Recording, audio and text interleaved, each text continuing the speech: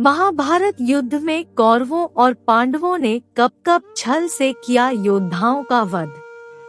कौरवों और पांडवों ने मिलकर महाभारत युद्ध के लिए कुछ नियम बनाए थे जिनका दोनों ही पक्षों को पालन करना था। युद्ध शुरू होने से कुछ दिनों बाद तक तो इन नियमों का पालन किया गया, लेकिन बाद में इन नियमों को कई बार तोड़ा गया और छल का सहारा लेकर योद्धाओं को मारा गया। युद्ध में कब किसने छल से योद्धाओं का वध किया, आज हम आपको यही बता रहे हैं। शिखंडी को आगे कर किया भीष्म को पराजित। युद्ध शुरू होने पर कौरवों की ओर से भीष्म पितामह को सेनापति बनाया गया। भीष्म ने पांडवों की सेना में हाहाकार मचा दिया। तब अर्जुन ने शिखंडी को आगे कर भीष्म से युद्ध किया। भीष्म जानते थे कि शिखंडी का जन्म स्त्री के रूप में हुआ है और पिछले जन्म में भी वह एक स्त्री था।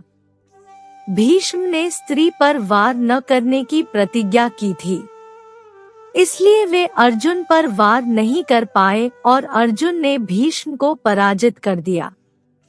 कौरवों ने किया अभिमन्यु का वध।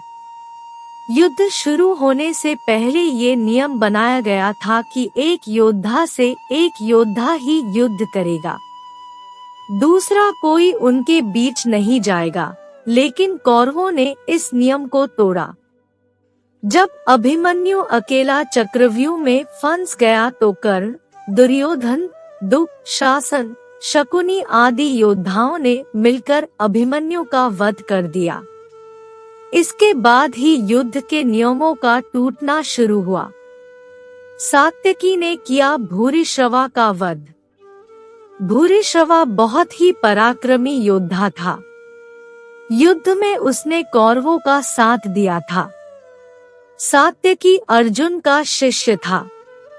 कुरुक्षेत्र में जब ये दोनों महावीर मल्ल युद्ध कर रहे थे तब भूरिश्रवा ने सात्यकी को उठाकर जमीन पर पटक दिया और जब वह सात्यकी का वध करना चाहता था उसी समय अर्जुन ने दूर से ही तीर चलाकर उसका हाथ काट दिया।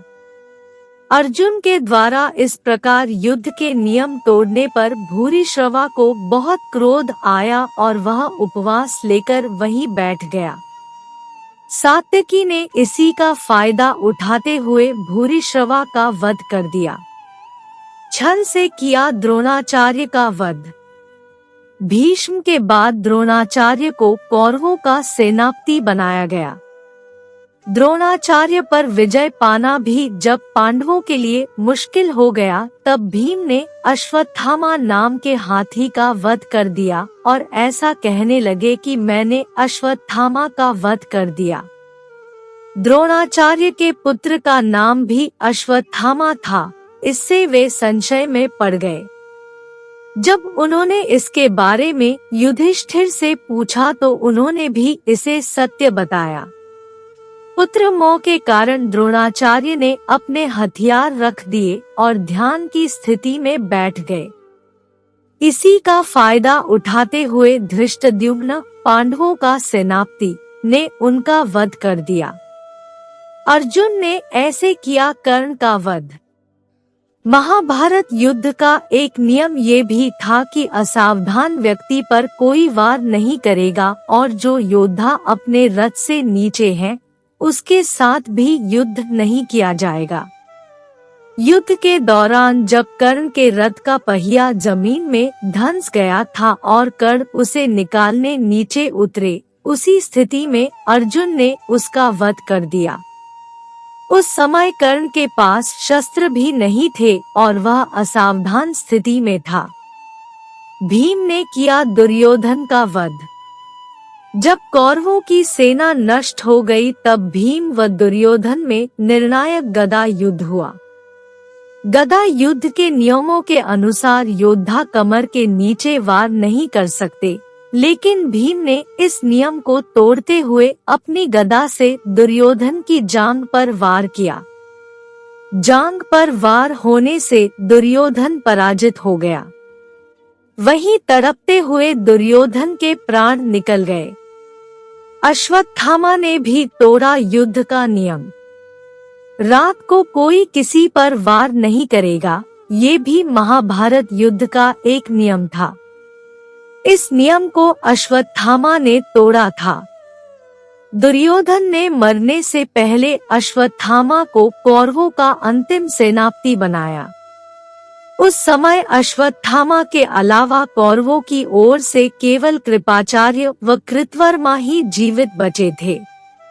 अश्वत्थामा रात के अंधेरे में पांडवों के शिविर में घुस गया और धृष्टद्युम्न, युधामन्यु के अलावा द्रौपदी के 5 पुत्रों का वध कर दिया।